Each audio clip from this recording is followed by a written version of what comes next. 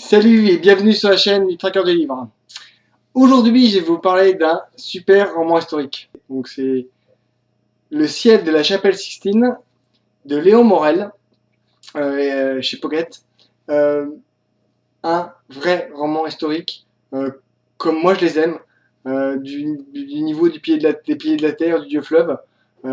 C'est en plus sur une œuvre absolument dingue. C'est la création de la peinture de la chapelle Sixtine de Michel-Ange.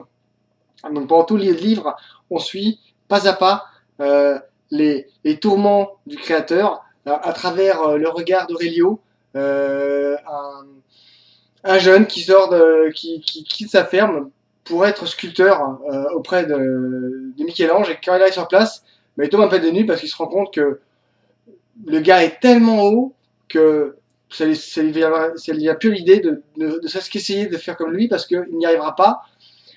Mais en même temps, Michel-Ange se prend d'affection, de tendresse, et peut-être un petit peu plus pour ce jeune garçon, et le prend comme muse, comme modèle. Et à travers le regard de ce jeune homme, c'est aussi la ville qui le regarde, Jules, un pape terrible, mais qui fait en même temps travailler plusieurs grands génies de leur époque, et qui fait peut-être que tous poussent leur qualité au-delà de ce qui était possible de faire, et qui donne des résultats aussi sublimes que la chapelle Sixtine et tellement d'autres. Donc un roman à relire, je le répète, passionnant, qui se lit d'une manière très rythmée. Il n'y a pas de moment où on s'ennuie. On apprend plein de trucs, ce qui est quand même pas négligeable pour un roman historique. Mais en même temps, c'est vraiment un roman qui nous permet de nous plonger complètement. Moi, j'ai senti les plâtres, les enduits. J'ai appris des mots, j'ai appris une façon de travailler. On voit les premiers plâtres, les premières erreurs. Il se rend compte que ça ne va pas, qu'il faut tout reprendre. Et aussi, on se rend compte que Michel-Ange, au fur et à mesure au début, c'est pas quelqu'un qui fait des fresques, c'est pas son métier, il est sculpteur. Dans l'âme, dans son âme, dans sa tête, il est sculpteur. On le force, il se retrouve à devoir être dans l'obligation de faire cette fresque.